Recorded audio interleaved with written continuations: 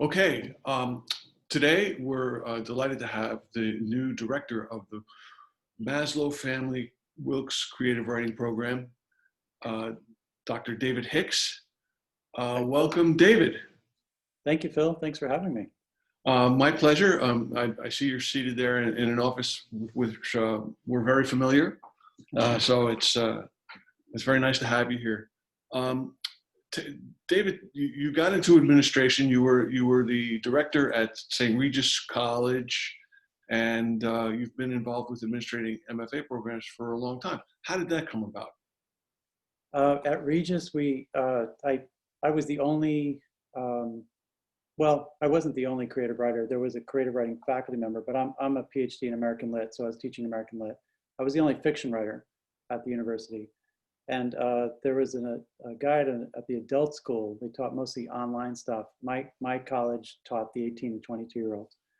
And he is a playwright and a poet, Marty McGovern, really good guy, good poet. And he and I we just met. Someone introduced us, and we said something like, "It's a shame we don't do more creative writing here." And I said, we could start an M.F.A. program, right? Last famous words. Then we get to hang out with some writers, because writers are great to hang out with.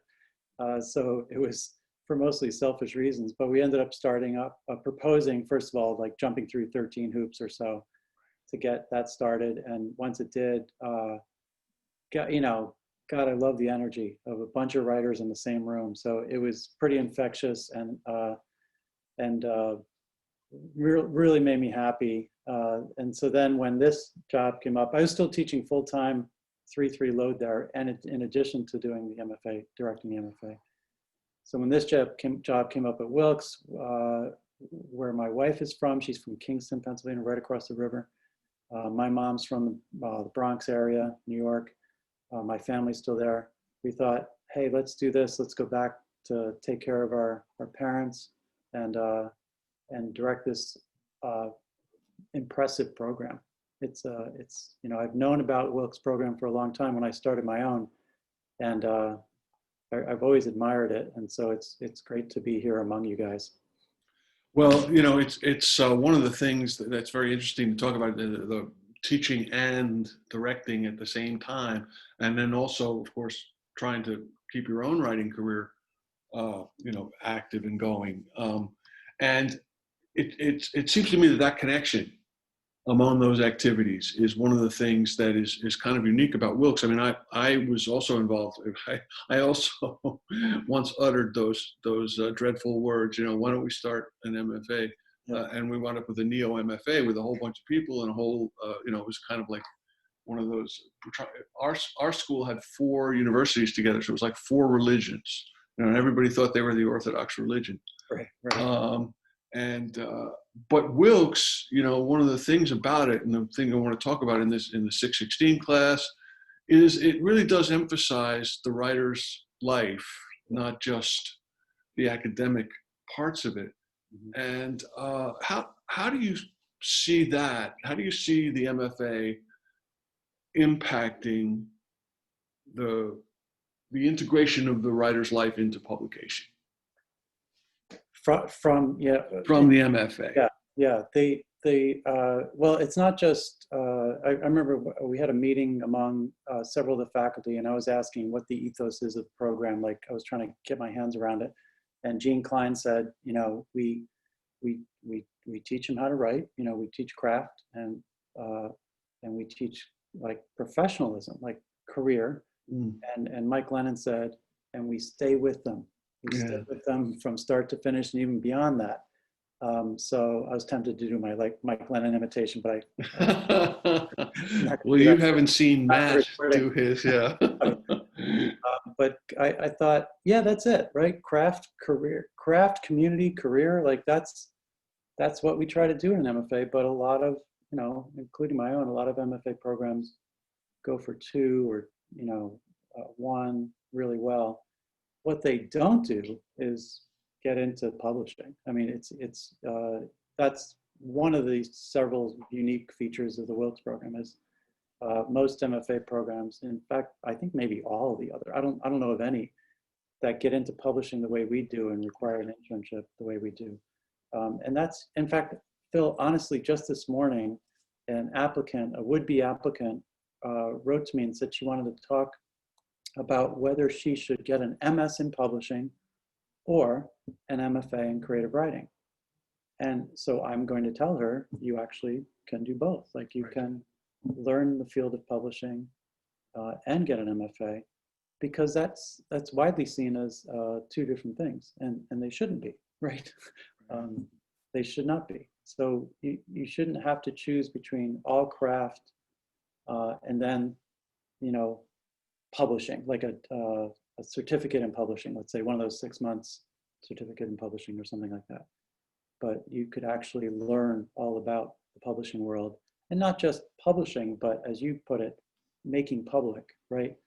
In various forms, how you can make your work public. So you start with, you know, here are the basic foundations of creative writing, 2 different genres, and then into your manuscript. And then we end with this real emphasis on career and what your life as a writer will be like. And here are the possible avenues that you can travel down after you leave.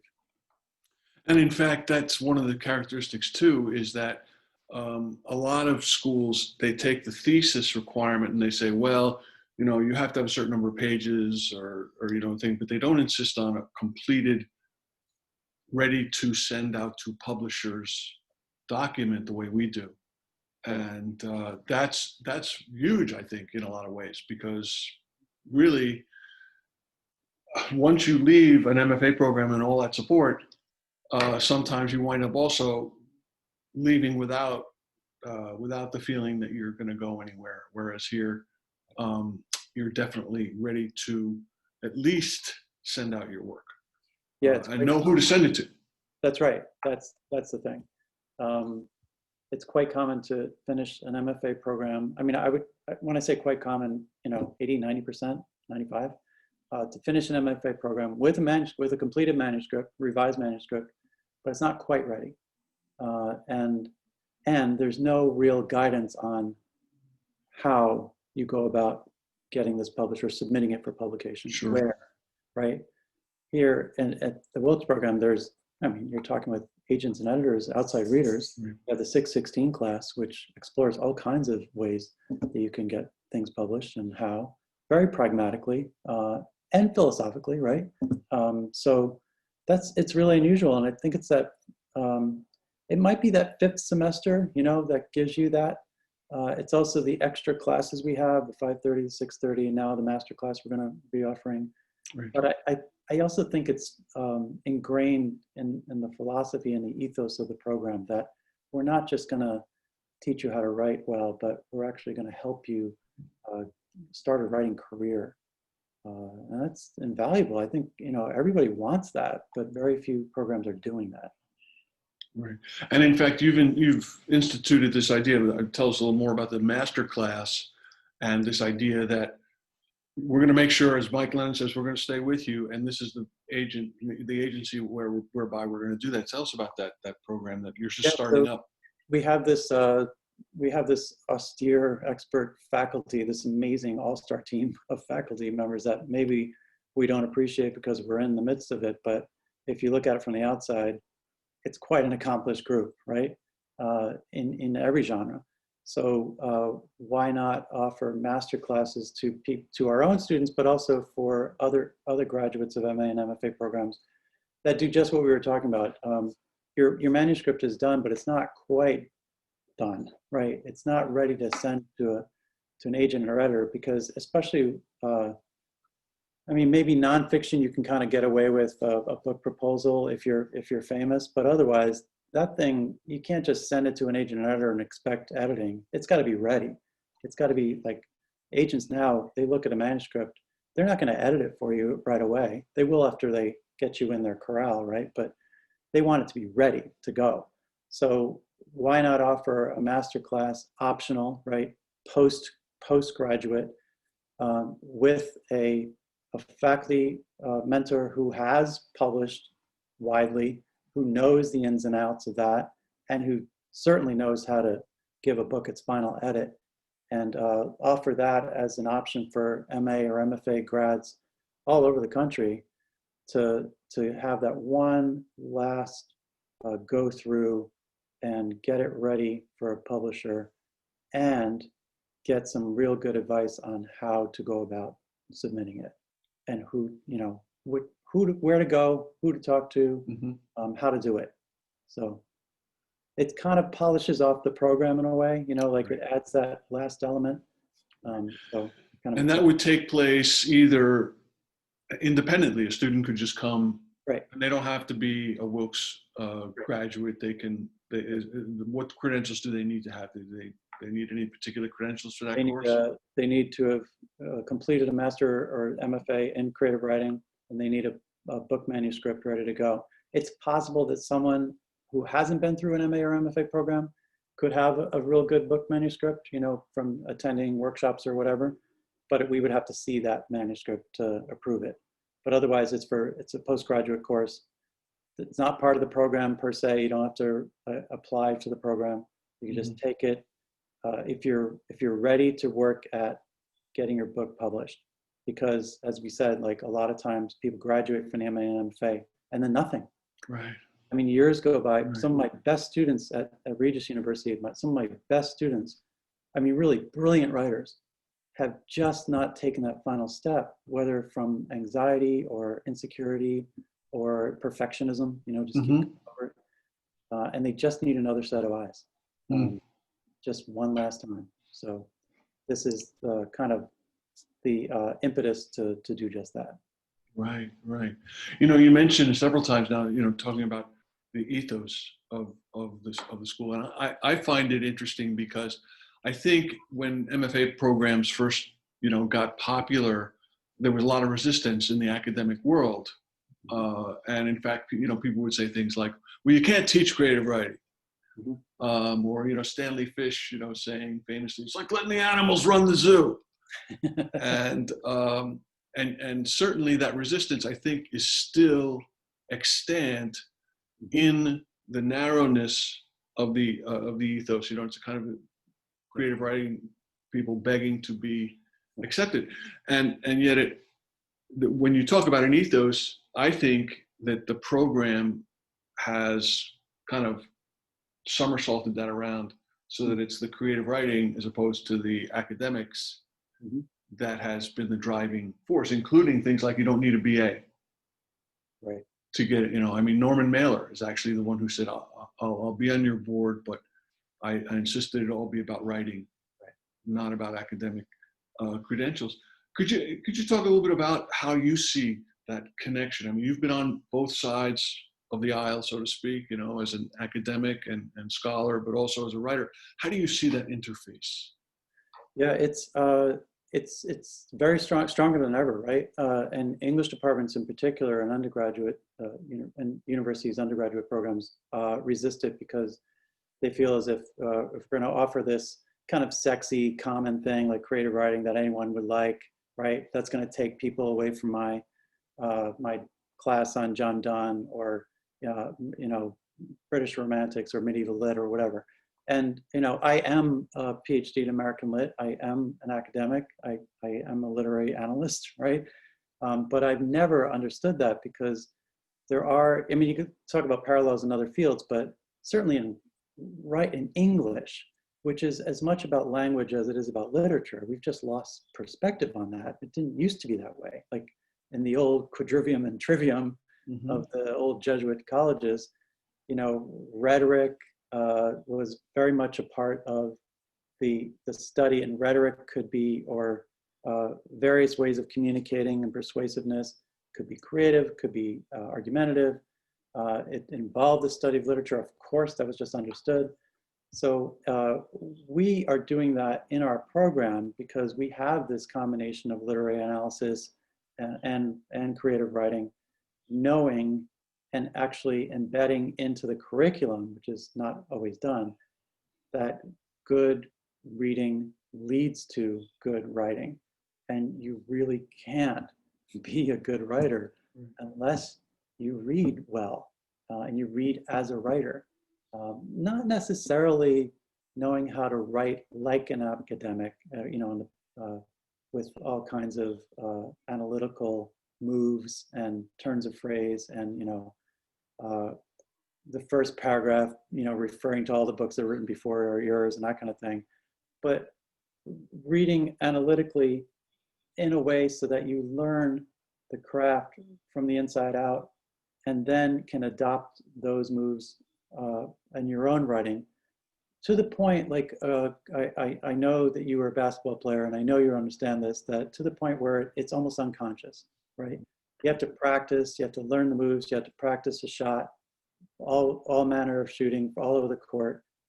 And then at a certain point when you're in the game, you're not even thinking about it. And that's the goal, right? To read really well, to practice in your writing, and then you're just doing it. You're practicing until it becomes more like mostly unconscious. I do understand why academics don't marry the two, or they resist it. I understand it practically and in terms of academia, because they're holding on to their turf. But artistically, philosophically, it makes no sense.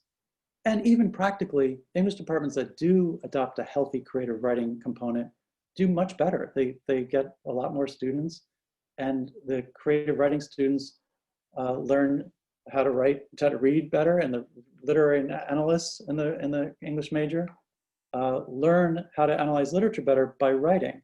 So, to say that you should just that it's a hobby, they would never say that for painting. You would never just say, or dancing. Like, you never say, I'm going to be a professional dancer or painter, but I'm just going to just do it. You have to learn. You have to study. You have to learn it as a trade. You have to mimic the great ones before you, and then go your own way. Right? It's the same with writing. So. Right. That's a great example. And in fact, yesterday we both attended a symposium where Tim Siebel's, one of our members of our board of advisors, made that same point. And, he was talking about the fact that, we tend to somehow, for whatever reason, treat creative writing differently from the way we treat the training that we recognize as necessary in all the other arts. Right. And that's something that, I think it's really interesting too, when you talk about this ethos. And I'm wondering, as you're talking, I'm realizing perhaps one of the reasons why there's this chasm is because most M.F.A. programs just feature those genres that are also taught in literary classrooms. So it's going to be poetry, maybe playwriting, and fiction, and maybe nonfiction, but certainly not the kind of writing that's done across the board. Tell me a little bit about the Wilkes' different approach to genre. Right. And you're a big part of that, especially with your recent suggestion that we adopt the spoken word as an option for students. And I, as you may have noticed, I jumped all over it because it's a great idea. We should be allowing, or not allowing, but encouraging students to write the kind of book they want to write. And that usually is the kind of book they read, right? The kind of books they read, because they get turned on to a particular genre, a particular style, and they kind of want to do that. So we don't, and you're right, it's mostly, I think at the start, it was almost all fiction and poetry. Creative nonfiction was sort of a reluctant, carryover or addition. But and screenwriting hardly ever. Playwriting, yes. But the fact that we have screenwriting and that we have spoken word now, and we will have, which is great. We're going to feature that in the January residency, as you know. And then, and that students can write YA, the students can write romance, the students can write a thriller. And we have faculty on the staff who do that kind of stuff. So if our student comes in and says, I've always wanted to write this, I can say very confidently, we have someone on our staff that can mentor you. Right. And if we don't, I'll hire somebody. That's right. That's right. The Student, world is large. There's a lot of unemployed writers out there. there's a student talking about graphic novels. I happen to know of a very good graphic novelist who's a good teacher too. So yeah, why not, right? Right. It's all storytelling, right? Yes. It's the forms of storytelling. So the form itself doesn't matter nearly as much as the importance of the impulse and the learning of the craft of whatever form it is, right? So we want to encourage that. You know, when I talk about unemployed writers, of course, that's, you know, yes, there are a lot of unemployed writers, but there's also a lot of employed writers. And when we talk about publishing and talking about that staying with somebody afterwards, one of the things I really appreciate is the fact that you've been asking about our alums who are not just successful artistically, but also successful in terms of employment and other opportunities like that. What's special? What are we doing about that? How do we get students not just to get published, but also to find ways to sustain themselves while they're going through their apprenticeship and their young writing life? Right. So that's the beauty of your class, and the beauty of what is about to be a new class, the M.F.A. final residency. It's going to be CW 625, and we're going to pilot it this time. But the beauty of your class is that they don't come into 616 with a prescribed goal or direction. Like, you know, you don't tell them, all right, here are your 3 options. You actually ask them, this is great. I didn't know this, but it's wonderful to hear about this. You ask them what they want to do, and then you figure out who's going to go with whom and where and how they can make this a writing focused internship. Nancy does the equivalent with teaching. It's not just a certain university or a certain kind of teaching. It's all manner of teaching. So that kind of gets them the experience to sort of, you know, if you're always wondering what it's like to be an editor or this or that, here it is. You're doing it. How do you like it? And you might not like it. So, okay, try something else. And then there already is an emphasis that I like in the residencies about the practical aspects. I mean, Christine does that resume workshop, and David does the finance class, and we have different classes about, you know, being a professional writer and what it entails. And I'm just going to take those elements and add, you know, improving your website, marketing yourself on social media, how do you get an agent and editor, that kind of thing. And we're going to put that in the final MFA residency, so post 620, or post the next semester for your students. That will just be like, okay, you've got an MFA now, you've got some experience at this internship. What's the next step in your life as a writer? What would you like to do, and how can you do it? How could you make money doing it? Right? How could you make a living doing it? It is possible. It's just hard, right? But it's possible. We know a lot of writers who have done it. Even the writers who aren't teaching, they're just making a living in different ways. So that would be a really good thing for our students, as opposed to teaching them the craft. All right, you're done with your book. Good job. Here's your degree. Stay in touch. We need it. Right?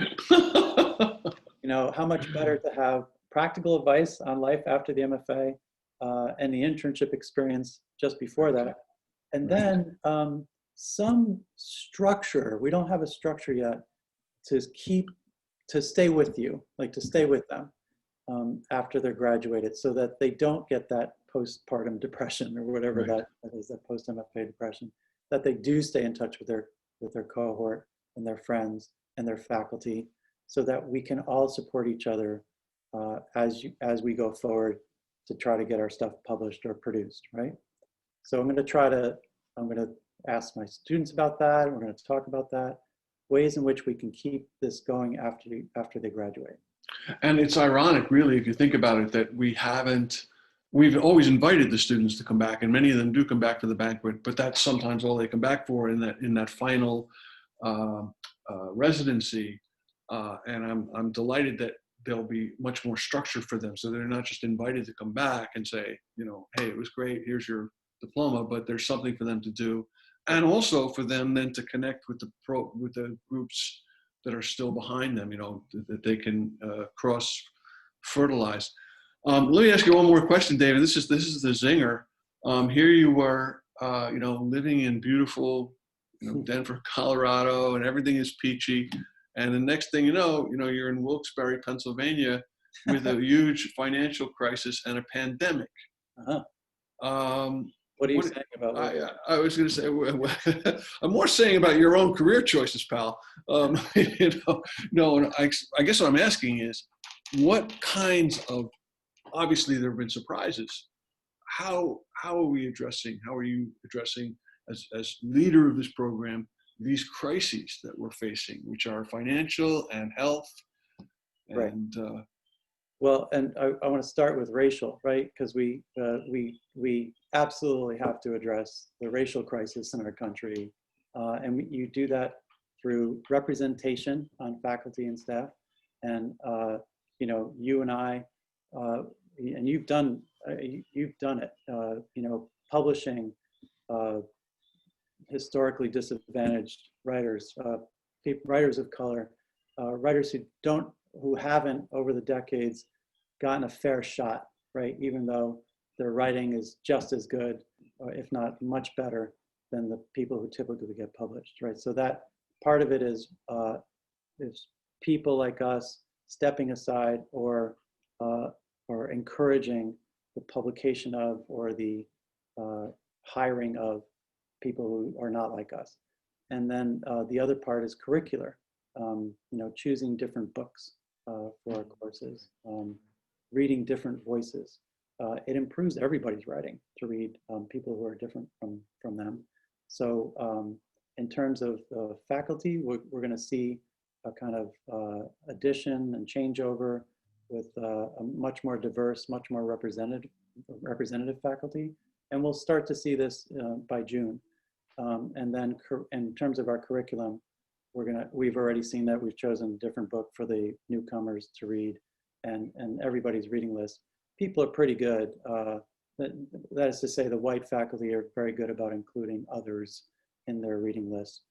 In terms of the pandemic, I mean, I really, we have to use this, like as you are, use Zoom to our best advantage. And that means I put in some Zoom happy hours and some different breaks during the schedule so that it's not 2.5 hours, 3 hours a shot, that we can help to foster community through breakout groups and small meetings, just different cohorts talking to each other. It still sucks, like it's still Zoom. It's not the same as being here in person. But we instead of bemoaning it, let's do the best we can to make it as intimate as possible to cultivate that aspect of our program until we can get back together in June. But for year 616 students, now they can come back for this course that I'm offering that'll be free for them in June. So that'll be good. But I feel terrible for the ones who just graduated, right? Their last semester, or the ones who are graduating in January, right? So the last semester is online, their last residency is online. It's unfortunate, but gosh, like there's a lot of unfortunate stuff happening due to the pandemic. In terms of being in Wilkes-Barre, it's, I'm getting to know my in-laws really well.